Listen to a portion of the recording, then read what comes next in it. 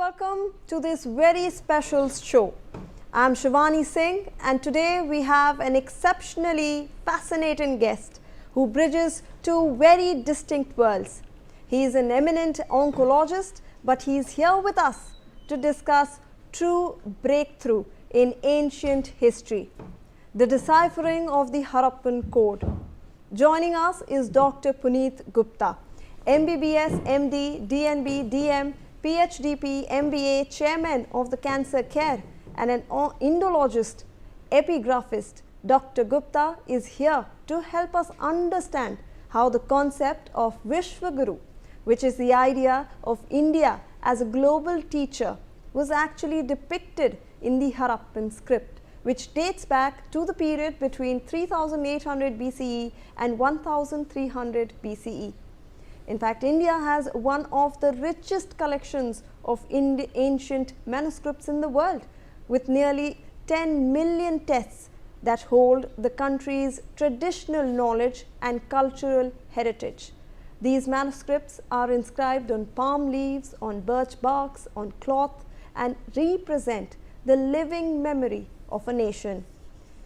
Dr. Gupta, you come from a very fascinating intersection: oncology, epigraphy and Indology.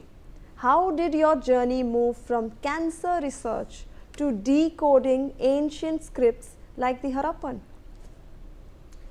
Namaskar. Thanks for the kind words. Actually, what happened, being a cancer specialist, I never have to move to decipher Harappan it's a non-medical job, but rather it was a fascinating biological journey to decipher the Harappan code. So in this, what happened, a cancer patient came to me, cancer tongue, when it happens, the tongue get twisted to one side and the patient was not able to speak a word like say ta, ta, because what happened, in cancer, the medial pterygoid muscles or other muscles, they get involved, the mandible get hooked and it gets stiff and it cannot be moved. So just when I gave the patient radiation therapy and chemotherapy, as I am a specialist for both, then what happened, the cancer recovered and the tongue became straight, and then he started talking because his name was Tarun say ta. So he was able to speak, the tongue was able to go up, touch the teeth, and this is before the sound is produced. Then again in the second phase, ta, it moves down and produces the sound. So that I recognize there are two phases for each sound, and that's how my cancer journey, it started, that there is something known as symmetry which is important to achieve, and then it produces a specific sound. So I call it a biological model of 3S, that is the symmetry, the specific sound produced, special sound, and then the special script we have to have for this. If we do the vector analysis of this tongue movement, then we say there is a particular script writing, and now there are two phases: pre-phonetic, that's the before the sound is produced, and post-phonetic, after the sound is produced. And then I started scanning for these word letters each by each, and then I found one by one I deciphered whole of the let's say writing system. For each sound there were two symbols. So sir, can you in simple terms help us understand what those two symbols means, because this writing system is very different from what we know as of now? Yeah, because nobody, if you see, there were about 100 people have tried and 100 papers have been produced in last 100 years. But what was happening, nobody was able to crack it fully, because what we were thinking that, many a times we were thinking it is not a script at all. And sometimes we were thinking, oh, it may be a pictography only, these are pictures only. Wheel means if a wheel like representing is there, it is a wheel. And some say, oh, it is a man is drawn. Some say, oh, no, this is somebody carrying the pot. But surprisingly, they were all letters actually. And what happened, there is one person, what we call, he's a great epigraphist. We have lost him, he has died. So what happened, before he did a great job, Mr. Devan, he collected all these symbols and he grouped them into almost 417 symbols. And these 417 symbols, I noticed that there are two kind of, you can simply make two groups out of them. One is that they are what I call a stand-alone symbols. So I am going to publish a book now. You will find one. My recently book is in press, and you will get the stand-alone Harappan alphabets. And then about 80 signs are there which are stand-alone, and rest of the sign in 417 are the what we call the cluster signs. Because if you see many of the scripts, they don't have the clustering, just like we write Siddhi. So there is a sa and along with the e, and then the and small the, and then there is a diacritic or what we call as the matra of e. So this is known as Siddhi. This kind of writing system, what we call the clusters, are the rest of the 417. If you take out these 80, are the what we say the cluster signs. So this is how I was able to find biologically, scientifically, and based upon my cancer knowledge and about the speech and script and the symmetry, that was my eureka moment. So this also includes those multi-layered, the descriptions that you were talking about that's present in the seals. I believe you also have some seals, and if you can show our viewers what that actually looks like. Yeah, sure. So this is, somebody will think they are very big, big boards, billboards, and in Dholavira and all that we had, right from the small seals, and they are to the bigger seals. You can see something of this size which can come in the palm, and then there are the bigger ones. These were the maximum size of the seals that one can have. So these seals were really, if you see, the majority of the seals were almost 2.5 centimeter by 2.5 centimeter.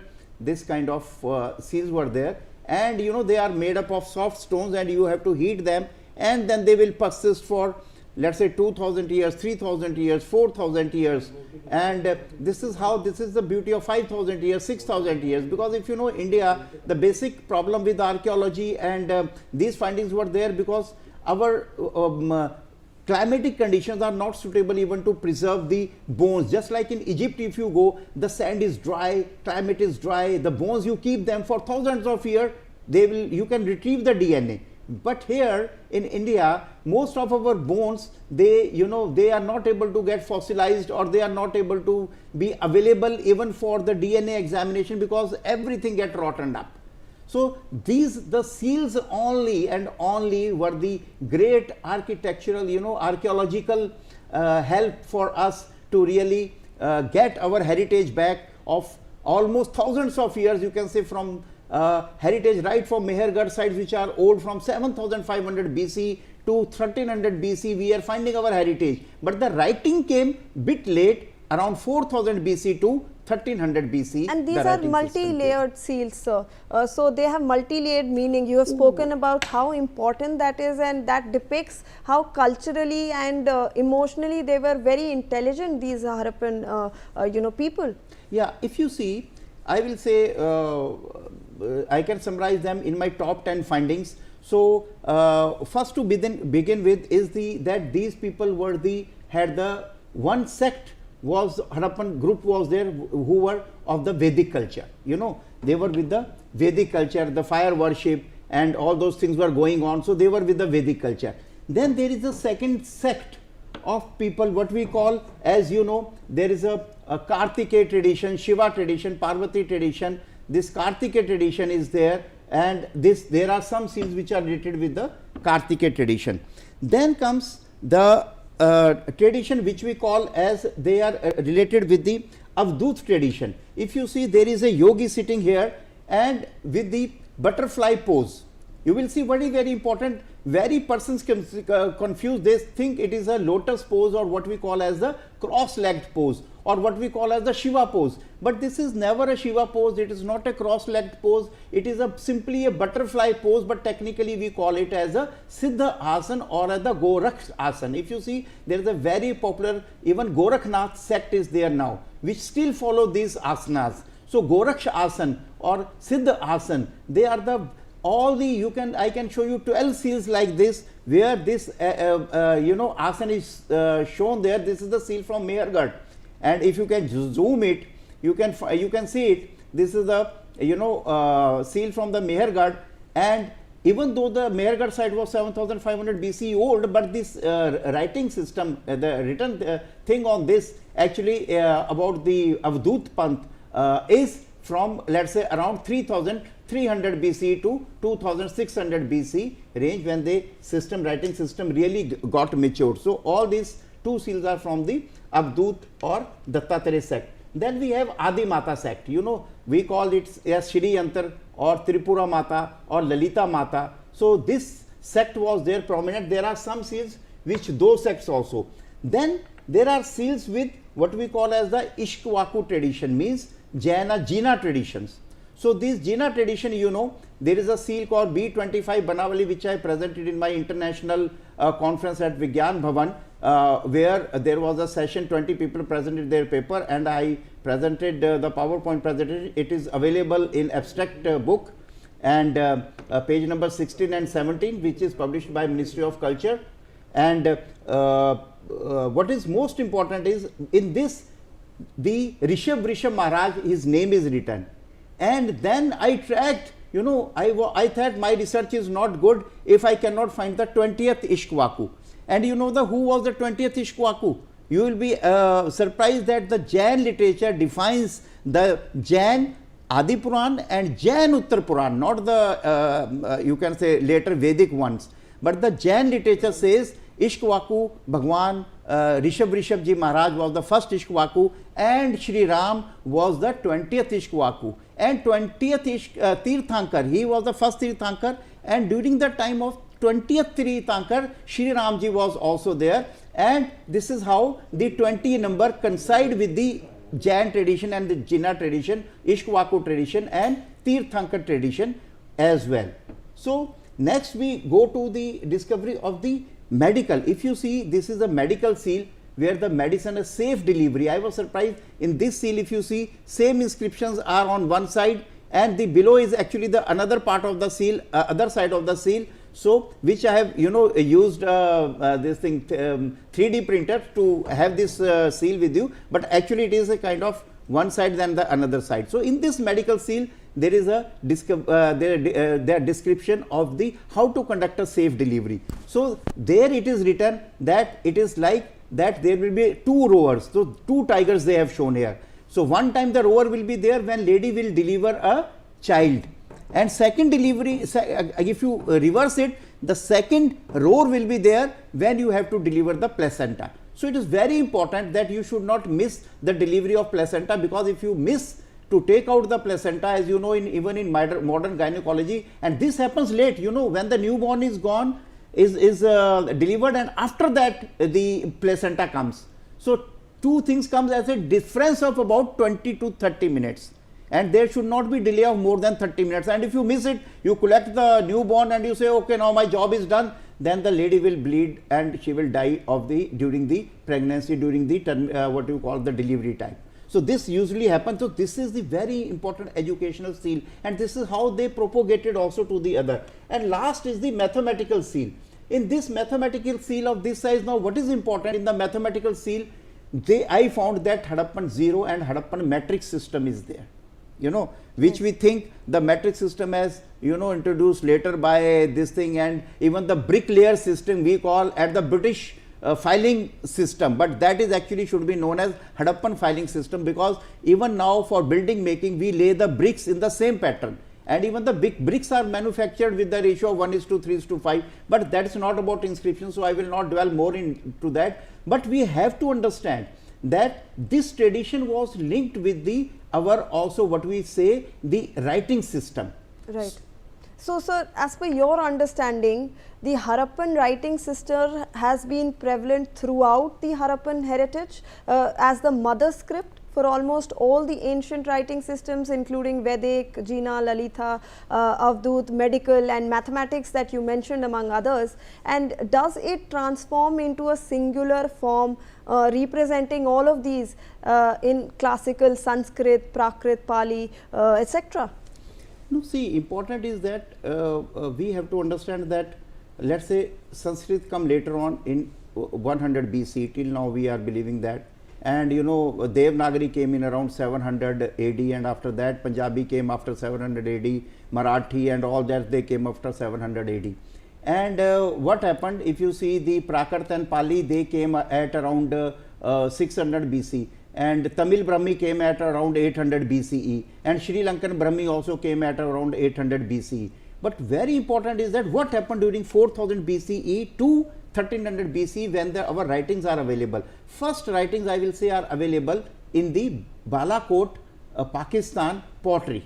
If you see that pottery is almost 4000 BCE, and then 3800 BC, 3600 BC, 3000 BC, then it get 2600 BC, 2000 BC, and then we got the writings till 1300 BC. But there is a change in pattern, but some of the as the Harappans have the same bricks throughout. Some people say, sir, how it can remain same so much throughout?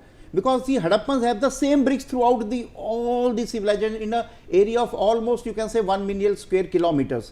Their weighing system was same. So why not their writing system? So they were very particular, they were very methodological. So they have evolved the writing system, and the beauty was there. They had, for each sound they have two, and as per as the tradition you are talking, the Harappan traditions were, let's say, there were the tradition of Jina.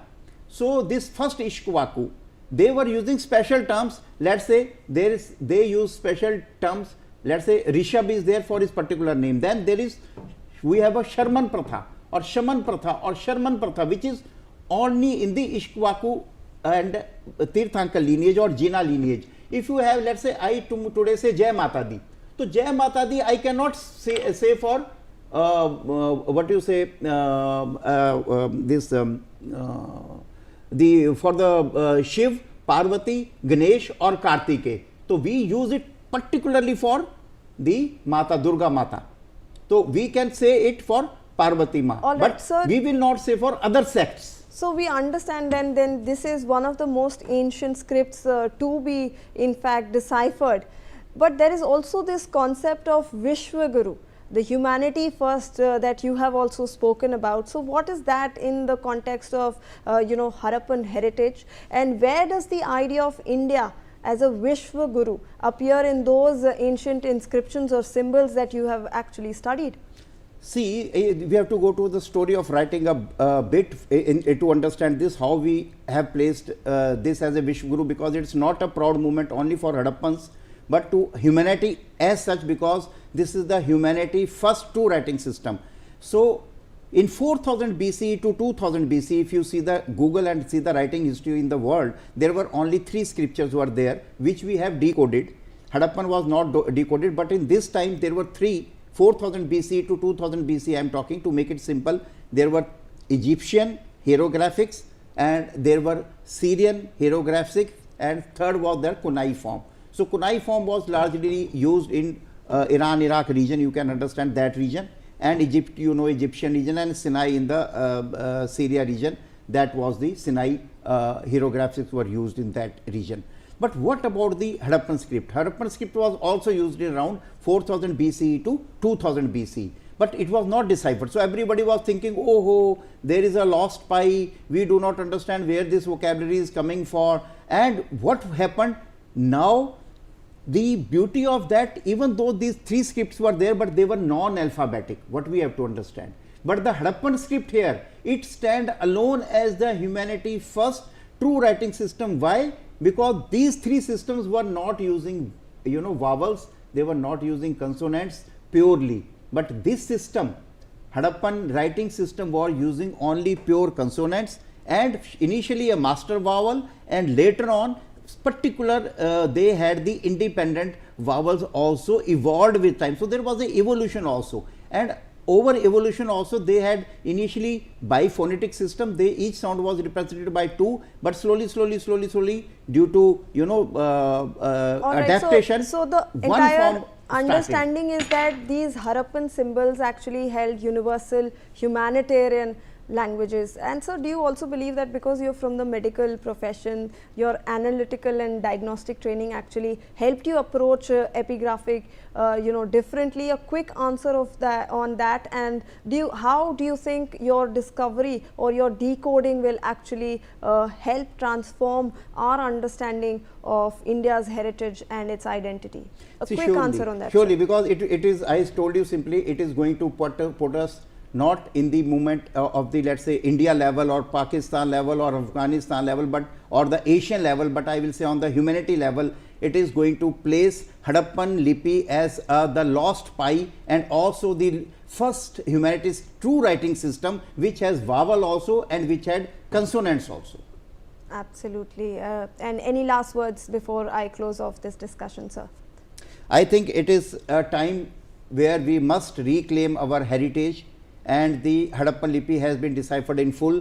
I am in process of writing 3 books, one on Harappan alphabets, Harappan places, and Harappan what we call at the Jina tradition, and then Harappan Avdut tradition also. But I request that we, just like Google has a art and culture website, in India we also have a supercomputer. And I want, if the government cooperates, we can load all this information, because I have 900 presentations which are difficult to manage, by me just on the computer itself. So absolutely, if I you think use even supercomputer. Yeah, I think even the G20 summit as well, we heard Prime Minister Narendra Modi talking about ancient knowledge and ancient culture, and how we need to make a dictionary, a book, and compile all of those together for the world. Thank you for joining us, Dr. Gupta. The Harappan script is not just an ancient code, it is a mirror to India's heritage. If humanity first was the message then, it remains the message now. As we decode Harappan writing, we don't just uncover symbols, we uncover a philosophy that placed compassion at the center of civilization. Decoding Harappan writing may be the key to understanding our place as the true Vishvaguru.